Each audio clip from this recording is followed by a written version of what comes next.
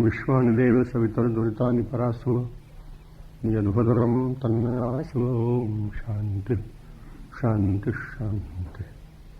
कल्याणानां निधानं कलिमलमथनं पावनं पावनानां पाथेयं जन्ममुक्षो सपदि परपदप्राप्तये प्रस्थितस्य विश्रामस्थानमेकं कविवरवचसां जीवनं सज्जनानां बीजं धर्मद्रुमस्य प्रभवतु भवतां भूतले रामनाम।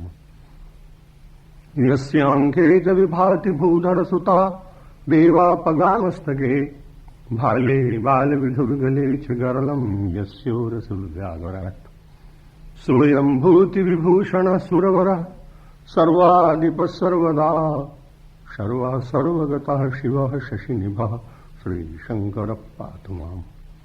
मूकं करोति वाचालं पङ्गुं लङ्घयते गिरिं यत्कृपातमहं वन्दे परमानन्दमाधवम्।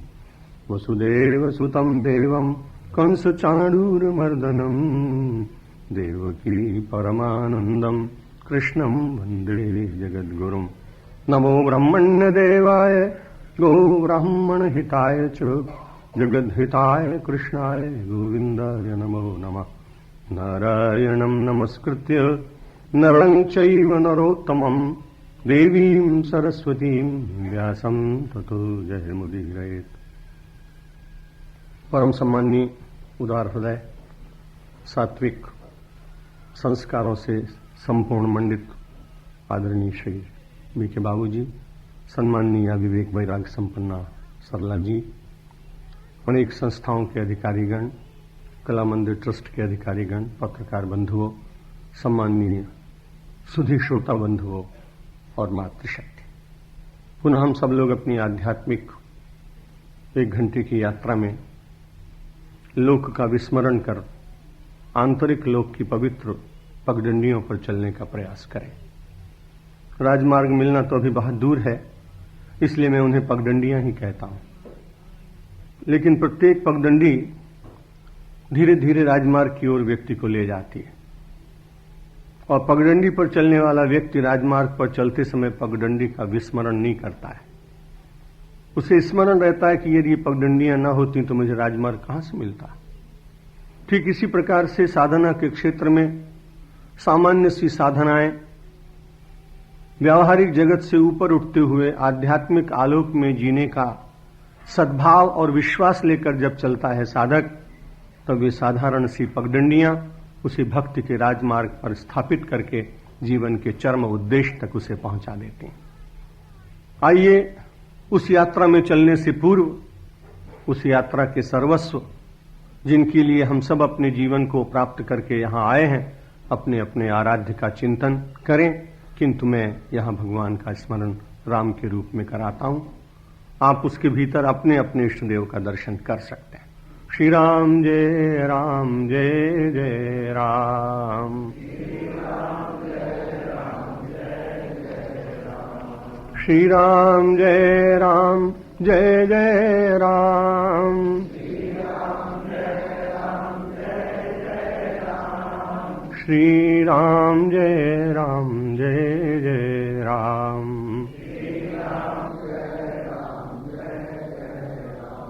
श्री राम जय राम जय जय राम,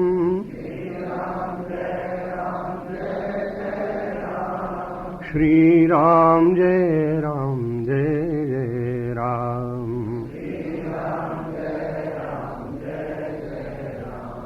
श्री राम जय राम जय जय राम,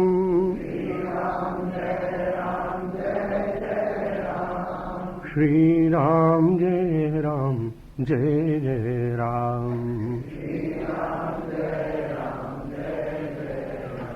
कल सायंकालीन प्रवचन में आपसे निवेदन किया जा रहा था कि भक्ति के क्षेत्र में चलता हुआ साधक परमात्मा के साथ अपने अनन्य भाव में जीने का प्रयत्न करता है।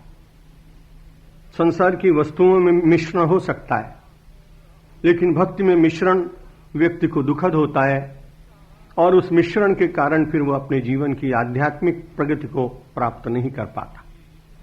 इसलिए उसे अपने जीवन में जिसको उसने अपना आराध्य माना है उसके प्रति अनन्य भाव होना ही चाहिए। और वेदांगनाओं की चर्चा करते समय मैंने आपसे कहा था कि उनके जीवन का प्रत्येक व्यवहार अपने आराध्य परमात्मा श्री कृष्ण को प्रसन्न करने के लिए होता है।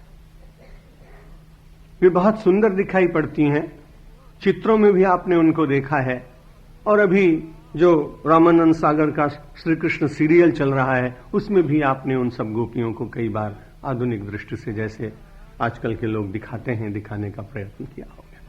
मन में विचार आता है कि जो भगवान श्री कृष्ण के प्रति इतनी समर्पित हैं वो अपना श्रृंगार क्यों करती हैं? उन्हें तो बिल्कुल विरह वेदना में डूबकर एकदम क्षीण काय हो जाना चाहिए। और ऐसा प्रश्न उस काल में भी किसी ने किसी गोपांगना से किया तो उसने कहा तुम्हें मालूम नहीं है, मैं तो अपने जीवन में जो कुछ करती हूं श्री कृष्ण को प्रसन्न करने के लिए करती हूं। और ब्रज साहित्य का एक अच्छा कवि हुआ देव, उन्होंने एक गोपिका की अनन्यता का अद्भुत वर्णन किया है। देव में शीश बसायो स्नेह सो भाल मृगम मद बिंदु के राख्यो, कंचुक में चुपरो करी चोवा, लगाए लियो उर्को अभिलाख्यो, ले मखतूल गहे गहिने, रस मूर्तिवंत श्रृंगार के चाक्यो, और सांवरे लाल को सांवरो रूप में नैनन को कजरा करी राख्यो। उसने कहा मैं तो श्याम सुंदर को इतना चाहती हूं, देवों में शीश बसायो स्नेह सौ। मैं बाजार में गई, मुझे श्वेत तेल अच्छा नहीं लगा, पीत तेल अच्छा नहीं लगा, इसलिए मैं बाजार में गई और वहां से जो श्याम वर्ण का तेल था वो ले आई और उसे मैंने अपने शीश पर चढ़ाया। मुझे लगा मेरे शीश पर मेरे श्याम सुंदर विराजमान। देवों में शीश बसायो स्नेह सो, भाल मृगम्मद बिंदु कह राख्यो। और मैंने अपने मस्तक पर श्याम बिंदी लगाई क्योंकि मुझे ध्यान रहे कि मेरी त्रिपुटी में, मेरे आज्ञा चक्र में भी मेरे श्याम सुंदर ही विराजमान। आज्ञा चक्र में योग का अभ्यासी बहुत दिनों के बाद पहुंच पाता है। मूलाधार से उसकी यात्रा प्रारंभ होती है, मणिपूरक पर पहुंचता है, अनाहत चक्र में जाता है, हृदय चक्र में पहुंचता है, उसके बाद आज्ञा चक्र में पहुंचता है, उसके बाद कुंडलिनी जागृत होती है। लेकिन भक्त की अनन्यता देखिए, वो कुंडलिनी जागृत करने के लिए इतना प्रयत्न कुछ नहीं करता, वो तो एक साधारण से तैल के द्वारा अपने श्याम सुंदर को अपने शीश पर बिठाकर और फिर वो ऐसा मानता है कि चक्र का भेदन क्या करना, मैं तो उसे आज्ञा चक्र पर रखूंगा और वो जैसा जैसा निर्देश मुझे करेंगे बस वैसा ही मैं जीवन व्यतीत करूंगा। देव में शीश बसायो स्नेह सो, भाल मृगम्मद बिंदु कह राख्यो, कंचुक में चुपर्यो करी चोवा, लगाए लियो उर को अभिलाख्यो। मैंने अपने अंग वस्त्रों को भी धारण करने के लिए श्याम वर्ण के सुंदर वस्त्र का ही प्रयोग किया। ले मखतूल गहे गहने, मैं मखतूल ले आई, वो भी श्याम वर्ण का, उससे मैंने अपने गहनों का निर्माण किया। ले मखतूल गहे गहने, रस मूर्तिवंत सिंगार के चाख्यो। और जब मैंने अपना श्रृंगार किया तो मैंने अपने से नहीं पूछा कि मैं अच्छी लगती हूं कि नहीं, मैंने उस मूर्तिवंत अपने श्याम सुंदर से पूछा मेरा स्वरूप तुमको अच्छा लग रहा है क्या। गोपांगना की अनन्यता देखिए कि दर्पण के सामने खड़ी होकर भी उसे अपने रूप का दर्प नहीं है, क्योंकि दर्पण रोज कहता है दर्पना दर्पना दर्पना, अहंकार मत करना, क्योंकि शरीर धीरे धीरे क्षरित होता है, यौवन जा रहा है, वृद्धावस्था आ रही है, प्रौढ़ावस्था में पल रहे हैं, प्रयाण की कभी तैयारी हो सकती है। इसलिए वो दर्पण प्रतिदिन मुझे और आपको संदेश देता है। लय मखतूल गहे गहने, रसमूर्तिवंत सिंगार के चाख्यो। तो किसी ने पूछा काजल क्यों लगाया है? बोला इसलिए कि बहुत दूर लग रहे थे ना श्याम सुंदर, इसलिए। लय मखतूल गहे गहने, रसमूर्तिवंत सिंगार के चाख्यो, और श्यामरे लाल को सांवरो रूप में नैनन को कजरा करे राखे। मैंने अपने नेत्रों में इनकी एक छोटी सी जो शलाका से लेकर श्यामवर्णी रेखा खींची, उसके पीछे मेरी आंख का श्रृंगार नहीं, मैं सोचता हूं वो निरंतर श्याम मुझे दिखते रहे, मैं उन श्याम सुंदर के साथ निरंतर अपने एकात्म अनुभव कर सकूं। अनन्यता जहां होती है वहां व्यक्ति को निरंतर कार्य करते हुए भी अपने उस जिसके प्रति उसका प्रेम है वो उसका स्मरण करता है। आपने भी लौकिक जगत में कई बार इस प्रकार का अनुभव किया होगा। जब वो आध्यात्मिक जगत में परिणत हो जाता है तो उससे देहेंद्रियों से मन हट जाता है, वासना के विचार अपने आप क्षीण होते चले जाते हैं और प्रेम का परिपाक होने से आंतरिक रस में डूबा हुआ व्यक्ति जागतिक सुखों की बहुत चिंता न करके स्वयं भी अपने को बहुत अलमस्त, बहुत दिव्य सुख का अधिकारी बना लेता है। अनन्य भाव से जीने वाली गोपांगनाओं के इस दिव्य भाव को समझ नहीं सके एक बहुत बड़े ज्ञानी उद्धव, और उन्होंने कहा कि जब कभी आप बैठते हैं तो आप ब्रज के ग्वालों का और ब्रजांगनाओं का बहुत स्मरण करते हैं। संसार में कितने लोग हैं?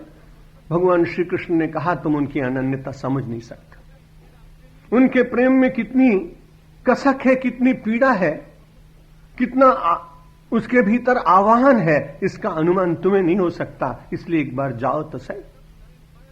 और वहां भगवान के भेजे हुए उद्धव जाने लगे। आप में से सूधी लोगों ने वो ग्रंथ पढ़ा होगा, उद्धव शतक, जिसमें जगन्नाथ रत्नाकर जी ने उन गोपियों का वर्णन किया। बहुत वर्षों के बाद उसका एक छंद मुझे याद आ रहा है जो उनकी अनन्यता का स्मरण कराता है।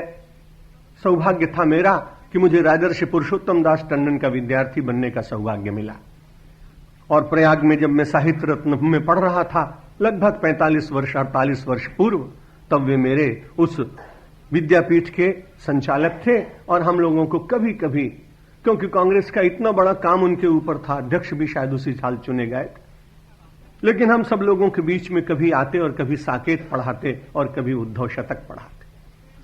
और ऐसे श्रेष्ठ पूज्य गृहस्थ संत के साथ रहने का कुछ काल तक अवसर मिला, और उस समय की वो उद्धव शतक की एक रचना छोटी सी याद आई जिसमें ब्रजांगनाओं का की अनन्यता का दर्शन होता। पहुंच रहे हैं उद्धव, और पता ये लग गया ब्रजांगनाओं को कि भगवान ने कोई उद्धव नाम का एक व्यक्ति भेजा है, और हम सब लोगों के लिए कुछ पत्र भी लिखा है उन्होंने। तो भेजे मन भावन के उद्धव के आवन की, और सुधि ब्रज गावन में पावन जबे लगी। कहे रत्नाकर ग्वालिन के झौरी झौरी, और दौरी दौरी नंद पौरी आवन तबे लगी। उझकी उझकी पद कंजनी के पंजनी पे, और पेखी पेखी पाती छाती छोहन सबे लगी। और हमको लिख्यो है कहा, हमको लिख्यो है कहा, हमको लिख्यो है कहा, कहन सबे लगी। भेजे मन भावन के उद्धव के आवन की। उद्धव यूं ही आ रहे हैं तो उद्धव से क्या लेना देना, लेकिन मेरे मन भावन श्री कृष्ण ने उनको भेजा है। भेजे मन भावन के उद्धव के आवन की, सुधि ब्रज गावन में पावन जबे लगी। ब्रज के गांव में ब्रजांगनाओं को जब यह सूचना मिल गई तो अब जाएं कहां। उनको अनुमान है कि नंद बाबा के द्वार पर ही तो आएंगे। कहे रत्नाकर ग्वालिन के झौरी झौरी, वो एक दो नहीं झुंड की झुंड। कहे रत्नाकर ग्वालिन के झौरी झौरी, दौरी दौरी नंद पौरी आवन तबे लगी। नंद के दरवाजे पर भीड़ लगी है। रथ बहुत ऊंचा है, ब्रजांगनाएं कद में छोटी हैं, उद्धव बहुत ऊंचाई पर बैठे हुए हैं। अनन्यता का कैसा दिव्य दर्शन होता है। उझकी उझकी पद कंजनी के पंजनी पे, बार बार उछल उछल कर उद्धव के पास पहुंचने की चेष्टा हो रही है। उझकी उझकी पद कंजनी के पंजनी पे, छोह छोह छाती छाती सबने लगी, और हृदय गदगद हो रहा है। आंखों में अश्रुपात हो रहा है, देह में रोमांच हो रहा है। मेरे श्री कृष्ण ने कुछ लिखा होगा, अपना कुशल समाचार दिया होगा, और मैं जब उनके प्रति इतना अनन्य समर्पित हूं तो जरूर उस पत्र में कहीं मेरा नाम जरूर होगा। उझक उझक पद कंजन के पंजन पे, छोह छोह छाती छोहन सबे लगी। तो हमको लिखो है कहा। उद्धव से पूछा, अरे हमारे लिए कुछ लिखा है क्या? हमको लिखो है कहा, हमको लिखो है कहा, हमको लिखो है कहा, कहन सबे लगी। सारी ब्रजांगनाएं अनन्य भाव में श्री कृष्ण का चिंतन करते हुए पूछते हैं, मेरे प्रभु ने, मेरे आराध्य ने कुछ मेरे लिए लिखा है क्या? कैसी अनन्यता है? तस्मिन अनन्यता तद विरोधिषु उदासीनता। इस सूत्र पर हम सब लोग चर्चा कर रहे थे। और जब अनन्यता होती तो किसी दूसरे से मांगने की इच्छा भी नहीं होती। वो अपने आराध्य को बहुत समर्थ मानता है। अगर अनन्यता का दर्शन करना हो तो आप कभी पक्षी जगत में विचरण करिए। मनुष्य के भीतर भक्ति करते हुए अनन्यता आती है तो ठीक बात, लेकिन चातक की अनन्यता बहुत प्रसिद्ध है।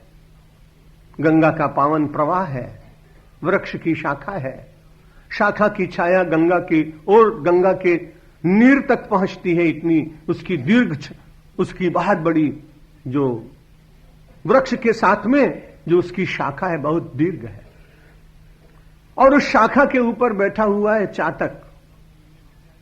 गंगा के पावन नीर को पाकर कौन प्रसन्न नहीं होता। भगवान आदि शंकराचार्य जैसा परम ज्ञानी व्यक्ति भी गंगा जल लव कणिका पीता। अगर एक बार गंगा जल का एक कण भी मिल जाए तो कहते हैं यमराज उसकी चर्चा नहीं कर सकता। कितनी महिमा। और उस वृक्ष की शाखा पर बैठा चातक और अपना चंचु आकाश की ओर किए हुए, मेघ छाए हुए हैं लेकिन नक्षत्र अभी स्वाति नहीं आ पाया है। प्रतीक्षा कर रहा है स्वाति में बरसेगा, तब वही बिंदु पीकर पूरे वर्ष तक अपने जीवन का रक्षण करूंगा। इस अनन्यता में खोया खोया वो निरीह पक्षी अपने जीवन की चिंता नहीं करता, लेकिन दुष्ट बहेलिया उसने बाण संधान किया। चातक के ऊपर बाण नहीं मारा था, किसी और पक्षी का वध करना चाहता था। दुर्भाग्य, दुर्दैव, दुक्षण, ऐसे दुष्क्षण जिसमें चातक के भीतर वो पीड़ा जग रही थी, उन्हीं क्षणों में वो बाण लगा और वो चातक गंगा जी के पवित्र जल के ऊपर गिर पड़ा। जैसे ही गिरा उसने तुरंत सोचा कह रहे गंगा जल विश्व के लिए है, लेकिन मैंने तो भगवान से कभी गंगा जल मांगा ही नहीं। मैंने तो जब भी मांगा है तब वो स्वाति का बिंदु मांगा है। यदि मैं गंगा जल पी लूंगा तो मेरा प्रेम कलंकित हो जाएगा, मेरी अनन्यता में दोष लगेगा। इसलिए मरते मरते भी उसने अपनी चोंच आकाश की ओर फिर से कर ली। गोस्वामी तुलसीदास का कवि इस दृश्य को देख रहा है। बध्यो बधिक पर पुण्य जल, उलटी उठाई चोंच, तुलसी चातक प्रेम पट, मरता हूं लगी न खोच। मरते मरते भी अपने प्रेम पट पर अन्यता का दोष और अन्यता का कलंक नहीं लगा सका। बध्यो बधिक पर पुण्य जल, बधिक ने तो बध दिया, बाण तो लग गया, प्राणांत तो होने को है, लेकिन बहुत सावधान कि जिससे जीवन भर मांगा है उसी से मांगूंगा।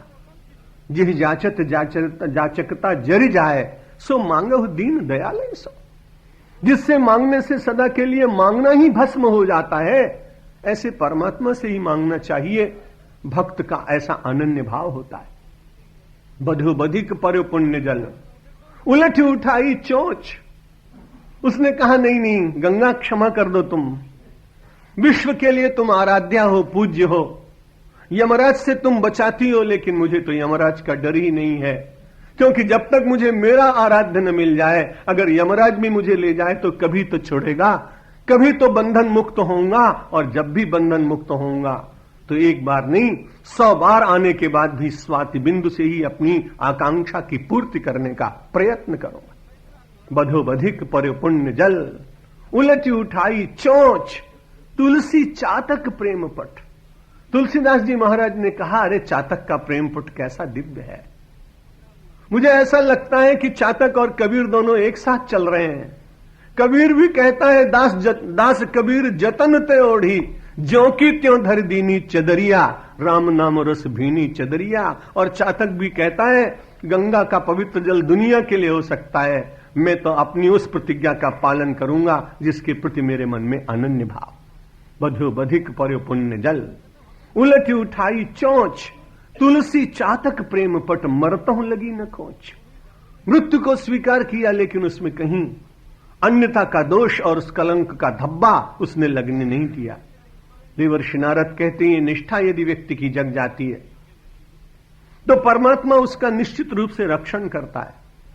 यदि अनन्य भाव से हम समर्पित हुए तो ऐसा मत सोचिए कि अपना क्या होगा, स्वजनों का क्या होगा, अपनी लौकिक कार्य पद्धति का क्या होगा?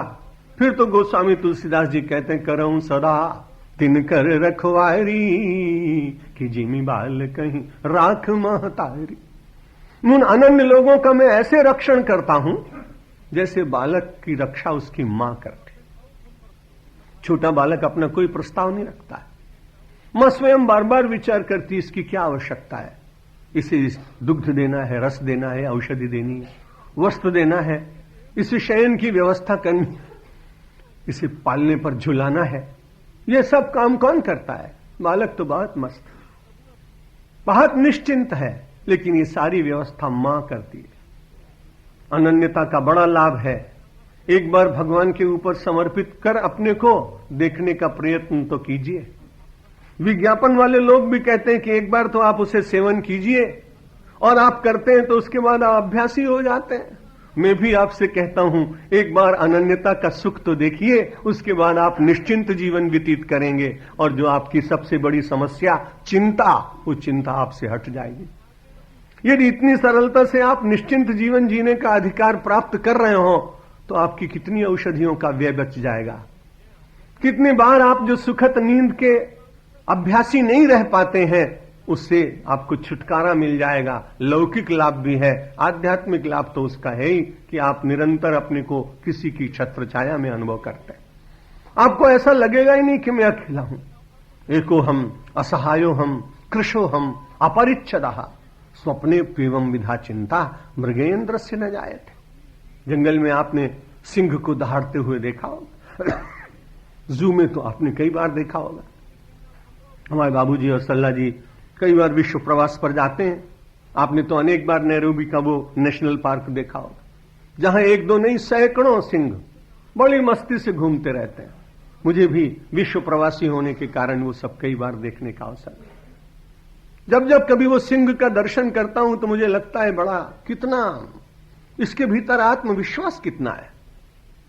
वो कभी नहीं सोचता है एको हम असहायो हम, मैं अकेला हूं, मैं असहाय हूं, मैं दुर्बल हूं। एको हम असहायो हम कृशो हम अपरिच्छदः स्वप्ने प्रेवम विधा चिंता मृगेंद्र न जायते। जो मृगेंद्र है, जो सिंह है, उसके मन में कभी स्वप्न में भी ये चिंता जागृत नहीं होती। वो कभी अपने को अकेला, दुर्बल, हीन, इन सब भावनाओं से कभी पूर्ण पाता नहीं। मैंने एक दिन विचार किया कि पशु होकर जब सिंह ऐसा विचार करता है कि मैं अकेला नहीं हूं, असहाय नहीं हूं, तो हम सब लोग तो सिंह नहीं, हम तो परमात्मा के साक्षात अंश हैं। ईश्वर अंश जीव अविनाशी चेतन अमल सहज सुख राशि। जो सहज सुख राशि है यह जीव, यदि परमात्मा के साथ अनन्यता का अनुभव करने लगे तो देहाकार वृत्ति समाप्त होकर आत्माकार वृत्ति का अधिकारी बन जाएगा। यदि आपकी वेदांत की निष्ठा है और अनन्यता का भाव आपके भीतर आया तो आप आत्माकार वृत्ति में निवास करेंगे। यदि आप सगुण साकार के उपासक हैं तो आप इष्टाकार हो जाएंगे और आपको सर्वत्र अपना ही स्वरूप परमात्मा का दिखाई पड़ेगा, सब जगह अपना ही आराध्य दिखाई पड़ेगा। इसलिए जितने बड़े महापुरुष हुए, उनकी अनन्यता के कारण उनको अपना कोई विरोधी नहीं दिखाई पड़ा। अब दूसरा प्रश्न उपस्थित होता है, जब कोई विरोधी है ही नहीं तो फिर नारद जी ने यह बात क्यों कही कि तद विरोधीषु उदासीनता। तो भक्त को उदासीन रहना चाहिए, तो केवल व्यक्तियों के लिए नहीं, जो भक्ति मार्ग में बाधक हैं ऐसे लोगों से दूर रहना तो ठीक ही, क्योंकि आप जैसे लोगों के साथ बैठेंगे, जैसा चिंतन करेंगे, जैसी बातचीत करेंगे, जैसा आहार करेंगे, जैसा ग्रंथ पढ़ेंगे, उसके वैचारिक परमाणु आपके जीवन में प्रविष्ट होंगे। इसलिए तो ठीक है कि नास्तिकता का समर्थन करने वाले समुदाय से अपने को बचाकर रखा जाए। लेकिन तद विरोधेषु उदासीनता का एक अर्थ और है कि केवल व्यक्ति ही हमारा विरोधी नहीं होता है। हमारे चिंतन में जो विरोध उत्पन्न करने वाली हमारी वृत्तियां हैं, कभी कामना, कभी क्रोध, कभी द्वेष, कभी मद, और ये अपने बहुत निकट हैं। विरोधी व्यक्ति तो देह के रूप में कहीं दूर बैठा होता है, लेकिन विरोधी चिंतन मानव के भीतर विराजमान होता है। इसलिए जो अपनी अनन्यता के ऊपर आक्रमण करने वाला चिंतन है, उस चिंतन से भी उदासीन होकर बारंबार पुनः अपनी उस सतत तैल धारावत चिंतन की वृत्ति में, परमेश्वर की चिंतन वृत्ति में व्यक्ति को स्थापित होना चाहिए। और तद विरोधिश उदासीनता, कई बार ऐसे भक्तों को लोग तंग करने का भी प्रयत्न करते हैं अकारण। संसार में सब काम कारण सहित होते होंगे ऐसा लगता नहीं। कई बार अकारण भी व्यक्ति किसी को तंग करता है, क्योंकि किसी की का उत्कर्ष किसी को सहन नहीं होता, किसी की संपत्ति किसी को सहन नहीं होती, किसी की तपश्चर्या भी किसी को सहन नहीं होती। और ये आज की बात नहीं है। विश्वामित्र को वशिष्ठ की वो बहुत बड़ी तपश्चर्या और सम्मान उनको सहन नहीं हुआ था, आपने सुना ही होगा। वो बार बार उनसे प्रतिशोध लेने का प्रयत्न करते थे, लेकिन उनके भीतर भगवान के प्रति जो अनन्य भाव था वो कभी विश्वामित्र के प्रति द्वेष का भाव जगा ही नहीं सका। जब बहुत अपमानित हो गए और बहुत सम्मान समाज से नहीं मिला, ब्रह्मर्षि की पदवी नहीं मिल पाई, तो एक दिन निशीथ वेला में मध्य रात्रि विश्वामित्र ने सोचा कि अरुंधति और वशिष्ठ इन दोनों को ही समाप्त कर देना चाहिए। और वो उनकी कुटीर के पीछे कृपाण लेकर अत्यंत उग्र मुद्रा में सोच रहे थे कि आज इनका सशरीर अंत कर दिया जाए। इतने में अरुंधति ने कहा, आपके भीतर इतनी साधना, इतना तप, वरदान और श्राप देने की शक्ति है, आप विश्वामित्र के इतने अत्याचार और उसकी इस प्रकार की बार बार अपमानजन्य भावनाओं को क्यों सहन करते हैं? विश्वामित्र पीछे खड़े हैं पर्ण कुटीर के, दंपति की बातचीत हो रही है। वशिष्ठ ने कहा, अरे केवल एक अवगुण के कारण विश्वामित्र इतना अपमानित नहीं हो सकता, इतना उपेक्ष नहीं हो सकता। उनमें कितनी साधना की शक्ति है कि एक व्यक्ति को अपनी साधना के द्वारा स्वर्ग तक पहुंचाने के लिए आकाश मार्ग पर ले जाने की शक्ति दूसरे में कहां दिखाई पड़ती है। बड़ा मंत्र बल है उस महापुरुष में, इसलिए उसके साथ मैं कोई प्रतिशोध का भाव रखकर बदला चुकाऊं, अरुंधति ये ठीक नहीं। विश्वामित्र के हाथ से तलवार गिर गई। मंत्र शक्ति का जितना अभिमान था गलित हो गया। प्रातःकाल उषा की अरुणाई में अरुंधति और वशिष्ठ जब कुटीर से बाहर निकलते हैं, विश्वामित्र प्रणाम करते हैं, कहते हैं, धिग्बलम छात्र बलम ब्रह्म तेजो बलम बलम। मेरे क्षात्र बल को धिक्कार है, तुम्हारे ब्रह्म बल की मैं वंदना करता हूं। वास्तव में वही बल बल है, और ब्रह्म बल के कारण आपके भीतर अद्वैत निष्ठा, आपके कारण आपके मन में सारे संसार में अपने ही स्वरूप के दर्शन का दिव्य विचार जागा। और मेरी तपश्चर्या चाहे कितनी भी श्रेष्ठ हो, लेकिन मेरे मन का द्वैत न टूटा था। आज बड़ी कृपा हुई कि तुम्हारी इस क्षमा भाव ने, तुम्हारी इस सहिष्णुता ने, तुम्हारे इस परमात्मा के साथ अनन्य भाव ने मेरे मन की ग्रंथि को तोड़ डाला। कल मैं आपको कह चुका हूं, भक्ति मानव के हृदय की ग्रंथियों का विनाश करती है। कल विनोद में यह बात भी आपको कही थी कि जितना जितना लोग राजनीति में पहुंचेंगे उतने उतने गठबंधन होंगे, और जितने जितने भक्ति के क्षेत्र में जाएंगे ग्रंथियां टूटेंगी, समाज उदार बनेगा, एक दूसरे के प्रति प्रेम का विस्तार होगा। राजनीति बहुत संकीर्ण चिंतन में लोगों को ले जाती है। भक्ति मानव को इतनी उदारता देती है, अयम निज परो वेत्ति गणना लघुचेत साम उदार चरितानांतु वसुधैव कुटुंबकम। ये मेरे दल का है, ये उस दल का है। ये सब सारा चिंतन इस देश में जब से हुआ तब से समाज बढ़ता चला गया। क्षुद्र कामनाओं में ग्रसित लोग अपने स्वार्थों के कारण छोटे छोटे कबीलों में फिर से इस देश को बांटने का बहुत बड़ा अपराध कर रहे हैं। पहले कबीले आपस में लड़ते थे, जो बलवान होता था वो निर्बल को पीट देता था और अपनी शक्ति का प्रदर्शन करता था। सभ्यता के इस युग में बहुत अच्छी भाषा बोलने वाले, बहुत अच्छे संविधान जानने वाले, अपनी वाणी के सामने दूसरों को उनकी बोली बंद करने देने वाले अपनी सारी ऊर्जा का प्रयोग इस देश के भावनात्मक खंडन में लगाने का जो अपराध कर रहे हैं, संभवतः भावी पीढ़ी उनको कभी क्षमा नहीं करेगी। हम सब लोगों को अपने उस चिंतन के द्वारा जो इस देश को सदा बांधे रहा, शंकराचार्य भगवान ने, रामानुजाचार्य ने, वल्लभाचार्य ने, रामानंदाचार्य ने, कबीर ने, तुलसी ने, गांधी ने, विनोबा ने, इन सब लोगों ने अपने उस आध्यात्मिक चिंतन को केवल वाणी तक नहीं रखा, अपने वर्तन में उतारा। अपने दैनिक व्यवहार में प्रार्थना को कभी दूर नहीं किया। जिस दिन गांधी जी की प्रार्थना न हुई उस दिन उन्होंने भोजन न किया। प्रार्थना में विलंब हुआ तो लोगों के सामने स्वीकार किया कि आज मुझसे हिमालय जैसी भूल हुई, जिसके बल से मैं समाज का काम करता हूं उसी की प्रार्थना में आज मुझसे विलंब कैसे हो गया। प्रार्थना का बल, भक्ति का बल लेकर इस देश को स्वातंत्र्य मिला है। गीता का बल लेकर तिलक महाराज ने लोगों के भीतर स्वतंत्रता हमारा जन्मसिद्ध अधिकार है ये मंत्र फूंका था। बलिदानियों ने अपने जीवन में राष्ट्र की एक महिमामयी कल्पना को लेकर अपने प्राणों के पुष्प चढ़ाए थे। उस देश की इस दुर्दशा को भक्ति के द्वारा सुधारा जा सकता। सारे देश में भक्ति की धारा हो, छोटे छोटे क्षुद्र भाव समाप्त हो जाए, अनन्यता से सबके भीतर, चाहे ब्राह्मण हो और चाहे वो हो दलित जाति का हो, सब भगवान के बनाए हुए हैं। यदि ये विचार रहेगा तब आरक्षण का हल्ला नहीं मचेगा। व्यक्ति अपने आप सोचेगा कि जो सुख मुझे चाहिए, जो सुविधा मुझे चाहिए, वो एक छोटे से वर्ण में उत्पन्न हुए व्यक्ति को भी मिलनी चाहिए। तब वो कानून के द्वारा नहीं, हल्ले के द्वारा नहीं, रेला के द्वारा नहीं, रैली के द्वारा नहीं, आत्मा के भीतर से उत्पन्न सद्भाव और प्रेम के द्वारा अपने आप ही इस राष्ट्र का कल्याण हो सकता है। मैं प्रतिदिन आपसे निवेदन करता हूं कि हमारी ये भक्ति की धारा, अध्यात्म का चिंतन केवल मोक्ष मार्गी नहीं। यदि केवल मोक्ष मार्गी होता तो ये कब का ही धर्म समाप्त हो जाता। लेकिन हमने तो निरंतर अपने जीवन की सरिता को दो तटों को स्पर्श करते हुए चलाया है, एक श्रेय और दूसरा प्रेय। यदि प्रेय न हो तो मानव श्रेय के लिए प्रयत्न नहीं कर पाएगा। इसलिए प्रेय के बीच में रहते हुए सुविधाओं का उपभोग विवेक पूर्वक यदि किया गया तो वही प्रेय धीरे धीरे व्यक्ति को श्रेय की ओर ले जाए।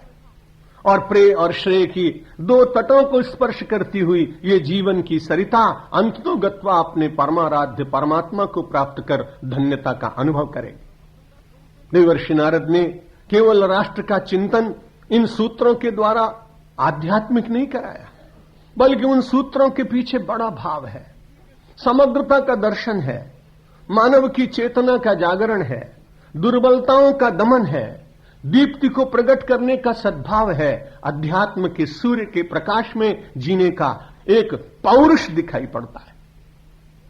तस्मिन् अनन्यता तद विरोधिषु उदासीनता।